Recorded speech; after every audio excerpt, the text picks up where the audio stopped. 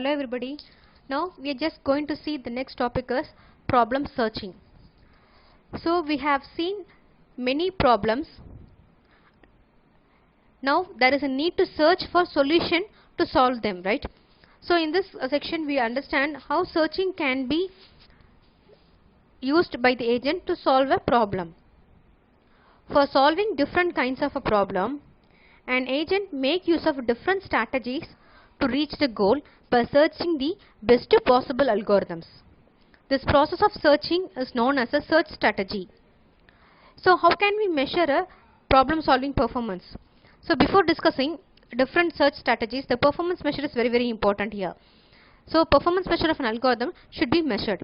Consequently, there is a 4 ways there to measure a performance of the algorithm. First one is completeness, optimality, time complexity and space complexity. Completeness, which is it's measure if the algorithm guarantees to find a solution. Optimality, it measures if the strategy searches for an optimal solution. Time complexity, the time taken by the algorithm to find a solution. Space complexity, amount of memory required to perform a search. So the complexity of an algorithm depends on branching factor or maximum number of successes, depth of shallowest goal node, and maximum length of the any path in the state space. So there are several strategies that are used for searching. So before all these things, we just want to know what are all the information that is going to be used for searching an algorithm. So searching, we know it is referred to as a finding information of one needs. So several steps have to be followed to search a solution for it. So if there is a problem and if the problem occurs, we should not sit still, right? So we just going to find a solution for solving a particular problem. That is what the searching is main about. I hope you're getting. So what are the steps? First might be define the problem. So what will be the problem it going to be? So analyze the problem next. So analyze the where the problem actually arises. Identification of solution. So possible solutions can be arises plan A, plan B, plan C. So through this identification, which way will leads to satisfy the solve the particular problem. Choosing the solution among all the plans, among all identifications, we have done the previous step, choosing the particular solution from that. Then start particular thing to implement.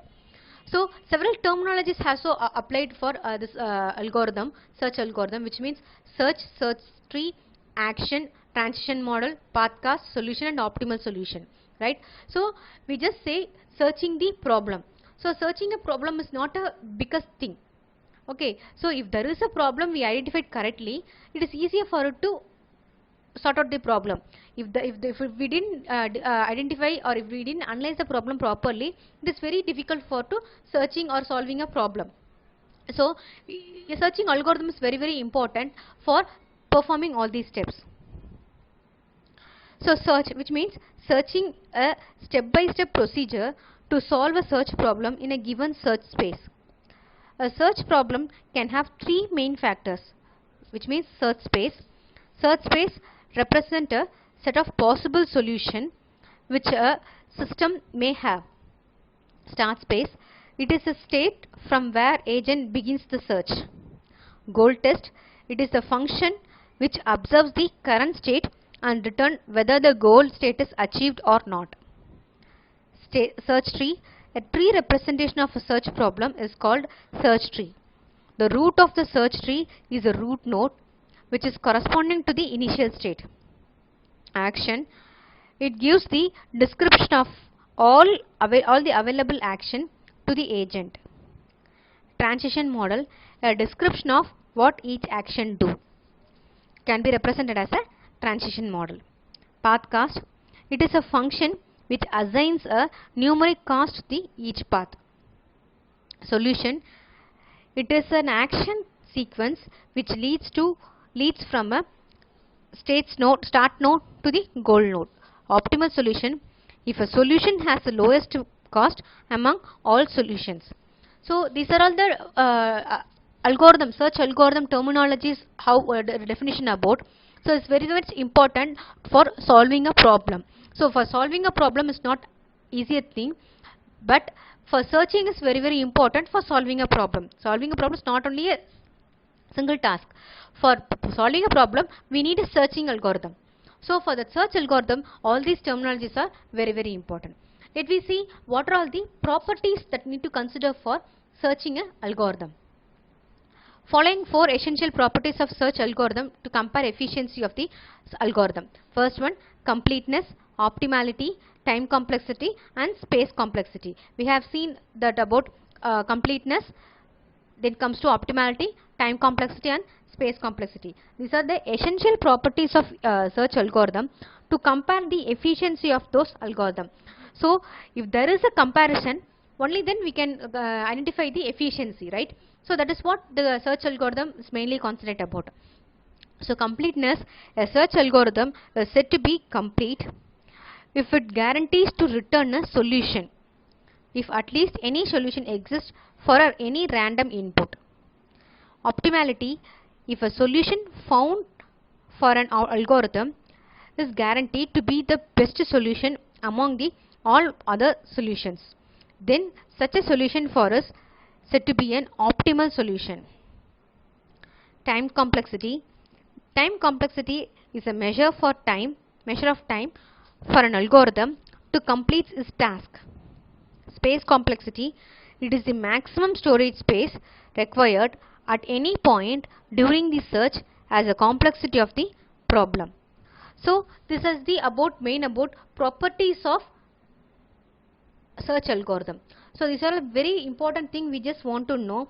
The complexity of each algorithm depends of the everything, branching factor, maximum number of successors. So everything, what are the thing we just going to consider, right? So all these things are a main point of the properties we need to consider, which is completeness, optimality, and next comes to time complexity, and next comes to space complexity. So searching, which is very important to find a solution, right? We know searching is a very important thing to find a solution for it. So in order to achieve a goal, we need to consider all these algorithm, only then it can able to attain the goal. So next thing what we are just going to see is types of search algorithm. We know searching can be done using an algorithm, right? So solving a problem occurs, we need to solve the particular problem. For that we need a searching concept. So only through searching only it can attain a goal. So the searching, how the searching can be done? Through accepting several algorithms, through identifying several algorithms. So there are several types of algorithms available in searching algorithm, which means first one is based on the search problem. We can classify it as a uniform uninformed search. Next comes to informed search. So uninformed search we can say here it as a blind search. Uninformed search, here we can say it as a blind search. Next comes to informed search. Informed search we can say it as a heuristic search. So based on the search problem, we can classify the search algorithm into uninformed, and next comes to informed search. So uninformed, which is name itself indicates, it is a uninformed, no information is available. That is what it is called as a blind search. Whereas informed search, it has some information when compared to uninformed search. It has some information about the particular problem. That is, we can say it as a heuristic search. So the diagrammatic representation is clearly mentioned about what is meant by uninformed, what are the algorithm comes under uninformed, what are all the algorithms comes under the informed search. Uninformed we can say it as a breadth first search, uniform cast search, depth first search, depth limited search, iterative deepening depth first search, and next comes to bidirectional search. Whereas informed search we can say it here as a best first search. You should not confuse with breadth first search. It is best first search, and next comes to A star search. So these are the types of search algorithm based on the problem. If there is a particular problem, based on the problem we can classify it as it comes under either uninformed or it comes under the informed search. So in the next slide we just going to see what are the how this each and every search algorithm solved using this algorithms. So next slide we just see what are the types and in brief about all those types of search algorithm. Thank you.